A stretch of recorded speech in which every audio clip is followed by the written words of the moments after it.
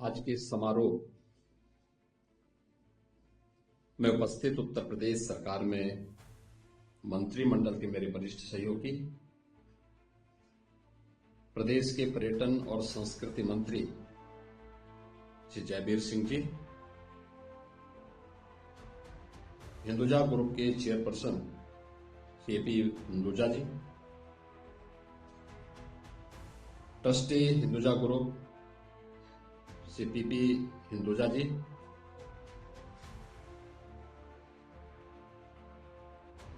और जिस आयोजन के साथ हम सब जुड़ रहे हैं, जिस पुस्तक का भी यहाँ पे विमोचन हुआ है, पुस्तक के यशस्वी लेखक प्रोफेसर देवेंद्र हांडा जी, आज के समारोह में उपस्थित हिंदुजा फाउंडेशन से जुड़े हुए सब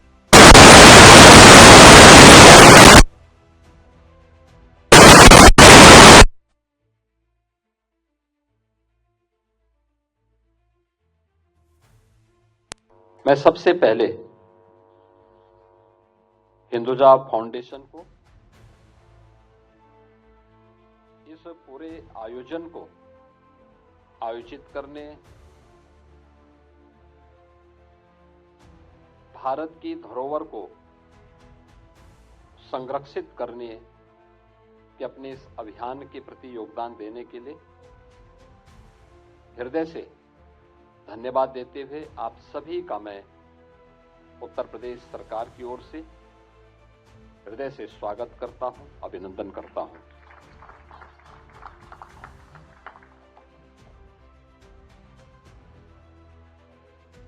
यह पुस्तक और ये समारोह केवल एक सामान्य पुस्तक का विमोचन नहीं है, दुनिया की आंखों को खोलने वाला एक दस्तावेज भी है।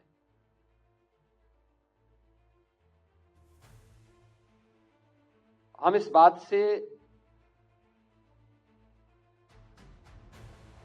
पूरी मजबूती के साथ कह सकते हैं कि महाभारत जिस भारत के बारे में कहता है कि दुर्लभम भारतीय जन्म मानुषम तत्र दुर्लभम, यानी भारत में जन्म लेना दुर्लभ है और उसमें भी मनुष्य के रूप में जन्म लेना तो और भी दुर्लभ है। उसकी एक झलक हिंदुजा फाउंडेशन और प्रोफेसर देवेंद्र हांडा जी ने इस पुस्तक के माध्यम से आप सबके सामने प्रस्तुत किया है, और यहां पर जो ये प्रदर्शनी लगाई गई है, ये उसकी एक झलक भी है। क्योंकि बहुत सारे लोगों को आपत्ति हो सकती होगी, क्योंकि इस आपत्ति के बहुत सारे कारण हैं। याद करिए, बहुत सारे पश्चिमी विद्वानों ने हमेशा इस बात को माना है और इस बात को बार बार कहते रहे हैं कि भारत एक इकाई नहीं थी। वे अपने आप के विद्वान कहते हैं, लेकिन उनके द्वारा लगातार इस साजिश और दुष्प्रचार किया जाता रहा। 1947 में देश उसका भुक्तभोगी बना था, जब भारत के दो अभिन्न हिस्से भारत से अलग कर दिए गए। वे भारत के अंदर जो ब्रिटिशर की साजिश थी कि भारत एक इकाई नहीं, वे अलग अलग भागों में उसको विभाजित करना चाहते थे। उनकी मंशा थी अपने आप को दिखाने के लिए कि हम ही शासन कर सकते हैं, इनको शासन करना नहीं आता, और वे भारत को उस दिश से कमजोर करने के लिए उन्होंने उस समय जो साजिशें रची, लेकिन इस भारत ने उस समय भी उसका जोरदार प्रतिकार किया। याद करिए ना, भारत कब एक नहीं था।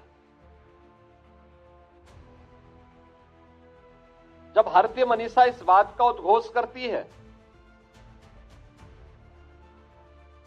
उत्तरम यत् समुद्रस्य हिमाद्रेस्यैव दक्षिणम वर्षम तद भारतम नाम भारती तत्र संतति। आप याद करिए ना,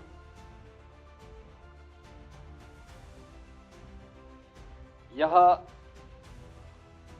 जो श्लोक है,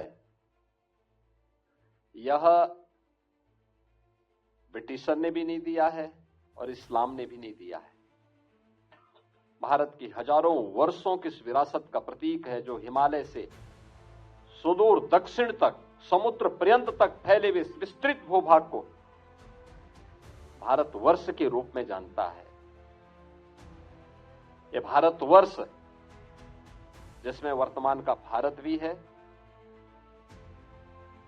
पाकिस्तान भी है, बांग्लादेश भी है, ये बृहत्तर भारत, यही बृहत्तर भारत, यही भारतीयों का देश है। इसकी संतति भारतीय कहलाती है। ये हजारों वर्षों की इस विरासत को लोग विस्मृत कर दिए, इसलिए इस प्रकार की टिप्पणियां करते हैं। ये जो सिक्के यहां प्रदर्शित किए गए हैं उत्तर भारत से जुड़े हुए, और पुस्तक की जो टाइटल भी दी गई है कि प्रारंभिक उत्तर भारत और इसके सिक्के, आपने देखा होगा इसमें अयोध्या के सिक्के भी हैं, इसमें गुप्त काल और मौर्य काल से जुड़े हुए भी सिक्के हैं। यानी हिंदुजा फाउंडेशन ने 34,000 से अधिक ऐसे सिक्के जो भारत की धरोहर के रूप में, भारत की उस ऐतिहासिक पृष्ठभूमि को वर्तमान पीढ़ी के सामने एक बेहतरीन प्रमाण के साथ प्रस्तुत करता है। और यह जो पुस्तक है, पुस्तक ने तो अपने आप में 2500 वर्ष की इस विरासत को हमारे सामने रखा है। याद करिए ना, आज के जो पाश्चात्य इतिहासकार हैं, इनको 2000 वर्ष पुरानी किसी भी बारे में कोई जानकारी नहीं है। 2000 वर्ष पुरानी का मतलब उनका यह मानना है कि 2000 वर्ष पहले कुछ था ही नहीं, और उस समय की उनकी जो धारणा है वह तो आप उनके विभिन्न ग्रंथों के माध्यम से देख सकते हैं। लेकिन भारत ने कभी भी हमेशा से तथ्य और प्रमाण को सामने रख करके फिर उसको अपने सामने प्रस्तुत किया। काशी के सिक्के भी हैं, अयोध्या के भी सिक्के हैं, कौशाम्बी के हैं, पांचाल जनपद का भी है, मथुरा का भी है।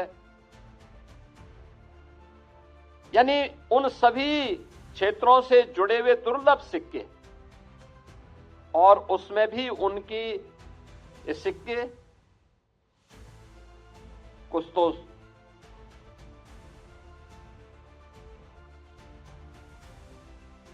तांबे के हैं, कुछ चांदी से जुड़े चांदी के हैं, कुछ अन्य मिक्स धातु से भी बने हुए हैं। इन सिक्कों से हमें उस समय की मापक पद्धति के बारे में भी और उस समय के इतिहास को समझने, उस समय की भौगोलिक, सामाजिक और आर्थिक परिस्थितियों के बारे में भी जानने का एक बहुत बड़ा अवसर प्राप्त होता है। आप याद करिए ना, इतनी भारी विरासत आज भी पश्चिम मानने को तैयार नहीं। आज भी वे मानते हैं कि दुनिया को लोकतंत्र उन्होंने दिया, जबकि इससे बड़ा सफेद झूठ दूसरा नहीं हो सकता। याद करिए, वैशाली गणराज्य, ये अपने आप में लोकतंत्र की आधारशिला रखने वाला प्रारंभिक गणराज्यों में से एक है। और इसीलिए आदरणीय प्रधानमंत्री जी ने G20 समिट के दौरान इस बात को पूरी मजबूती के साथ कहा था कि भारत दुनिया का सबसे बड़ा लोकतंत्र ही नहीं, बल्कि भारत लोकतंत्र की जननी भी है। यह भी प्रधानमंत्री मोदी जी ने इसलिए कहा क्योंकि लोकतंत्र के बारे में अगर किसी को जानना है तो उसको भारत से सीखना होगा। ये सिक्के भारत की उस विरासत के प्रतीक हैं, भारत की उस धरोहर के प्रतीक हैं जिसको भारत और भारतीयता पर, भारत की सनातन परंपरा पर जिसने जियो और जीने दो पर विश्वास किया, और दुनिया की कौन से ऐसी जाति, मत, मजहब, संप्रदाय है जिसको उसकी विपत्ति के समय हम भारतीयों ने शरण देकर के फलने फूलने आगे बढ़ने के लिए अवसर न दिया हो।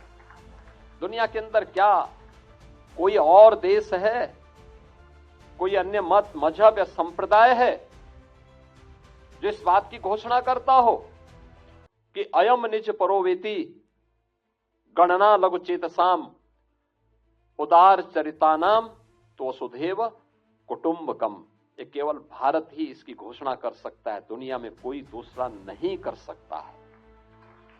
और मैं इस बात को लेकर के हिंदुस्तान फाउंडेशन ने 34,000 से अधिक सिक्कों को एक धरोहर के रूप में आज की वर्तमान पीढ़ी के सामने प्रस्तुत किया है। मैं देख रहा था, हम जो तोल की किसी चीज के बारे में जानते हैं, सबसे पहले दुनिया को अंदर किसी ने दिया था, मनु ने मापक की भी और तोल की पद्धति का एहसास दुनिया को कराया था। आपने देखा होगा उसमें आज भी हमारे यहां बहुत सारे पुराने जो भी धातु हैं उनका मापन हम लोग उसी रूप में लेते हैं। देखो उसमें मासा भी है जो सबसे छोटी तोल की इकाई है, तोला भी है। मुझे लगता है कि तोला तो अब केवल लोग सोने को ही उसके रूप में लेते हैं, सामान्य उसके रूप में नहीं लेते। और सोने का दाम तो लोग देख ही रहे हैं कि कितना, अब मैं उसको महंगा कहूं या सस्ता कहूं, लेकिन उसकी कीमत आसमान छू रही है। लेकिन आप देखें ना, मासा भी है, तोला भी है, सिक्कों के मापक भी उसी रूप में दिए गए, उसी रूप में बनाए गए हैं। और कितनी दुर्लभ धरोहर है। निश्चित ही ये बहुत सुंदर प्रयास है हिंदुजा फाउंडेशन का, और मैं इसके जो यशस्वी लेखक हैं जिन्होंने उसको प्रदर्शित किया है, और खास तौर पर उत्तर भारत से जुड़े हुए इन सभी सिक्कों को इस प्रदर्शनी के माध्यम से आम जनमानस के सामने भी उनको दिखाने का एक प्रयास किया है। और मुझे लगता है एक नई प्रेरणा भी मिलेगी। यत्र तत्र बिखरे हुए इस प्रकार के सिक्कों को फिर से इकट्ठा करने का एक अवसर और एक नई प्रेरणा भी हमारी वर्तमान पीढ़ी को प्राप्त होगी। अन्यथा उत्खनन में बहुत सारी जगह निकलते हैं, लोग उसकी कीमत नहीं समझते, फेंक देते हैं, उसको गला देते हैं, किसी अन्य उसमें फेंक देते हैं। लेकिन आज जब मैंने यहां पे देखा उसको, जब यहां पे हम लोग अशोक हिंदुजा जी के साथ जब इसको देख रहे थे, अवलोकन कर रहे थे, और यहां पर वो बता रहे थे कि ये कौन सा सिक्का है, कब का है, किस जनपद से जुड़ा हुआ था, कौन से 16 जो महाजनपद थे उनमें से, यानी मौर्य शासनकाल, ये वही कालखंड है जब भारत का जो स्वर्ण युग था। याद करिए, उस कालखंड में दुनिया की इकोनॉमी में, अशोक जी उस समय दुनिया की इकोनॉमी में भारत का जो हिस्सा था वो 46% था। और ये आते आते 15वीं सदी तक भी दुनिया की अर्थव्यवस्था में भारत की हिस्सेदारी 24% तक थी। बीच के उसके बाद के कालखंड में भारत का इतना दोहन हुआ है, भारत का इतना लूटा गया कि जब ये देश आजाद हुआ तब भारत की दुनिया की अर्थव्यवस्था में योगदान मात्र 1.5 से 2% रह गया था। और आज हम सब अपने देश के यशस्वी प्रधानमंत्री जी का आभार व्यक्त करते हैं कि जिन्होंने भारत को चौथी अर्थव्यवस्था बनाने में आज सफलता प्राप्त की है।